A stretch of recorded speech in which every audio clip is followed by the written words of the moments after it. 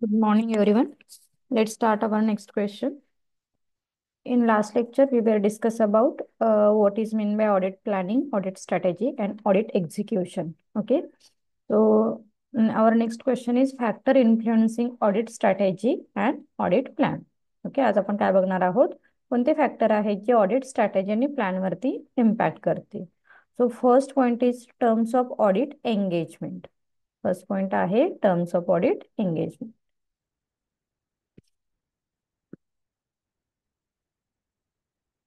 Statutory requirement. The letter of engagement specify the scope of audit work. Section 227 of the Companies Act lays down the scope of audit work. First काय असणार आहे, audit स्ट्रॅटेजीवरती जेव्हा आपण audit strategy prepare करतो तेव्हा आधी आपल्याला कोणत्या गोष्टी लक्षात घ्याव्या लागतील.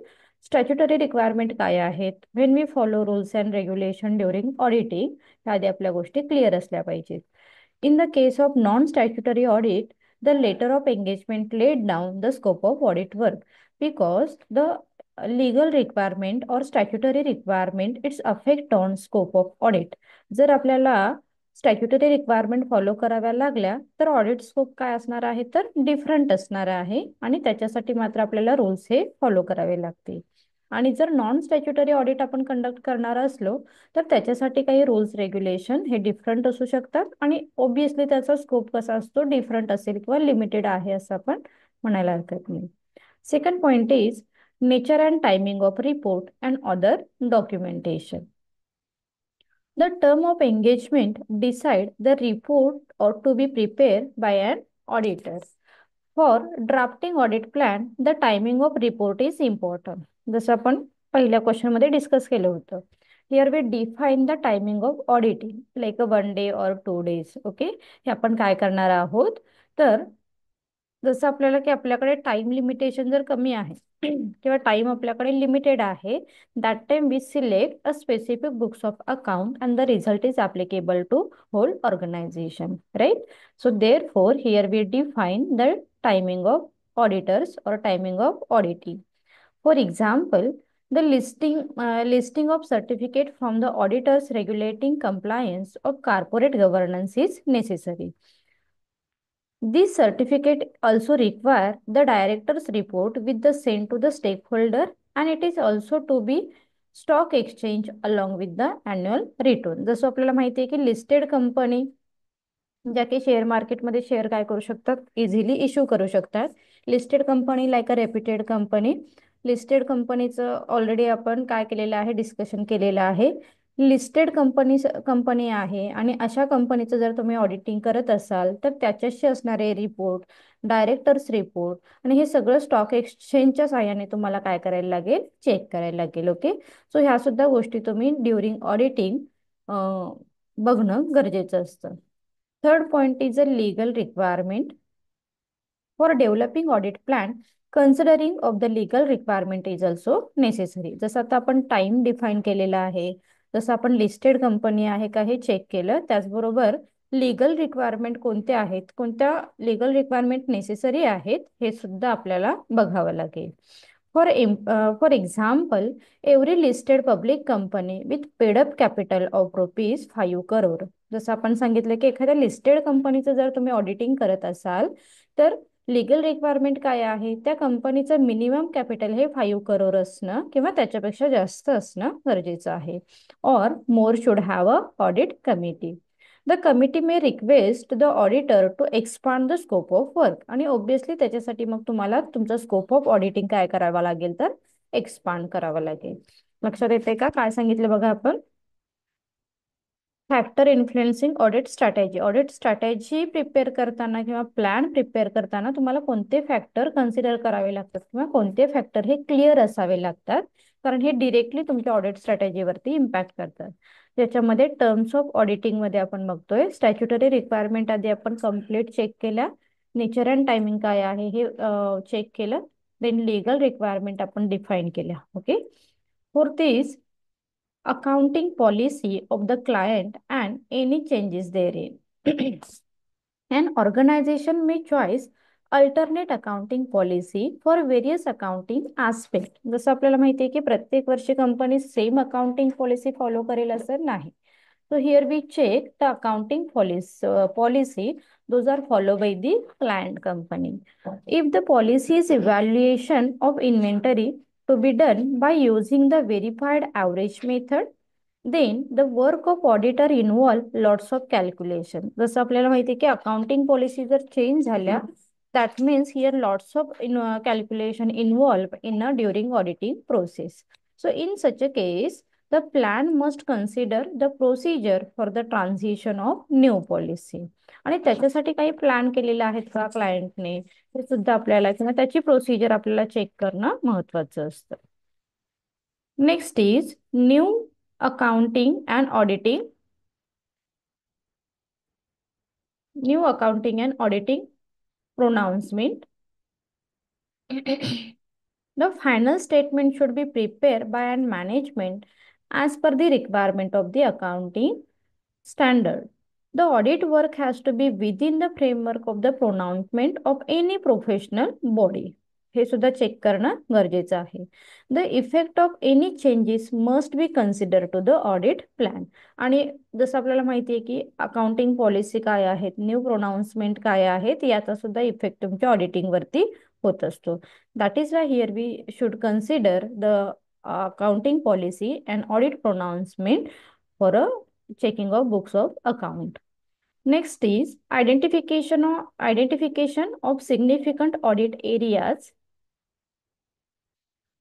Due to the risk of fraud, there are certain area which are very significant for a client company as well as auditor. जसं आपल्याला माहिती आहे की बेसिक इंटेन्शन ऑफ ऑडिटिंग काय आहे?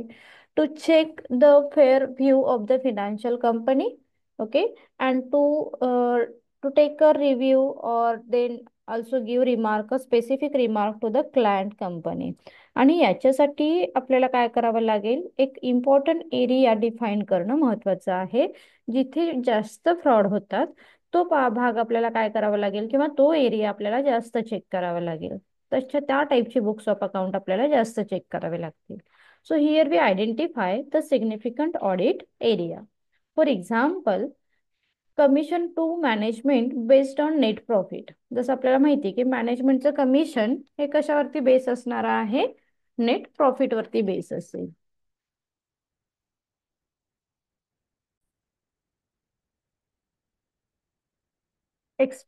Exceptional transaction at the end of the year, the area which is the internal control system is weak. Okay, ह्या सगळ्या गोष्टी याच्यासाठी आपण काय करणार आहोत, तर इम्पॉर्टंट एरिया डिफाईन करणं, क्लिअर असणं हे महत्वाचं आहे.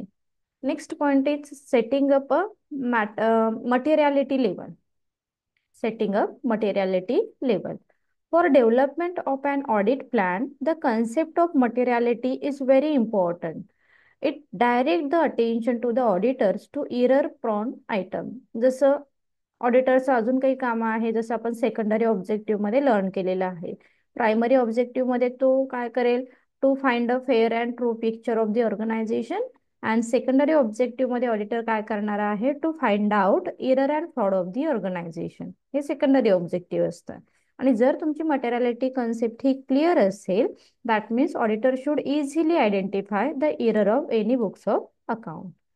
The auditor has to set up the materiality level after the considering various factors such as size of the organization, nature of the organization, circumstances, etc. Okay, ह्या गोष्टी clear असणार आहेत मटेरियलिटीच्या under. Next point is condition requires special attention. The auditor should give special attention to the area where there is a possibility of the material error and fraud. जसं आता आपण सांगितलं की कोणत्या आयटम मध्ये किंवा कोणत्या बुक्स मध्ये फ्रॉड किंवा एरर होण्याचे चान्सेस जास्त आहेत, अशा कंडिशन अशा बुक्स मध्ये स्पेशल अटेन्शन देणं, it is a work of auditor. For example, purchases from sister concern loan taken on the unusual terms. So this is the error or fraud. तर अशी तुम्ही काय करू शकता, इझिली ट्रान्झॅक्शन हे आयडेंटिफाय करू शकता. And last point is degree of Reliance. The degree of reliance to be placed to the accounting system and internal control decide the extent of examination of financial transaction to be carried out by the auditors. For example, if the auditor is satisfied with the internal control regarding sale, he may select the sample transaction for verification. So जसं आपण म्हणतो की ऑडिटरच्या टाईमवरती काय असणार आहे, basically auditor should decide the sampling method. आता ऑडिटरकडे काय आहे, टायमिंग कमी आहे.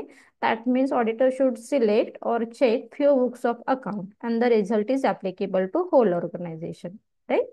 सो त्याचबरोबर मग सॅम्पल जेव्हा ऑडिटर सिलेक्ट करतो तेव्हा तो अजून काय बघेल, internal control system is also very important thing for selection of sampling. Suppose internal control system is strong, that time auditor should check few books of account. Or internal control system is weak, that time auditor should check large number of sample size. This is called the degree of reliance. याला आपण degree of reliance असं म्हणतो. Question clear झाला का बघा. काय बघितलं आपण, factor should consider affecting of strategy and plan. Okay, factor influencing audit strategy and plan. त्याच्यामध्ये आपण पहिला बघितला terms of audit engagement, then nature and timing of audit and other documentation और communication, then legal requirement, accounting policy, new accounting and audit procurement pronouncement sorry, and identification of significant audit areas, then setting up materiality level, and condition require special attention, and last is degree of reliance. Okay, so working paper आपण next lecture मध्ये continue करू. Thank you.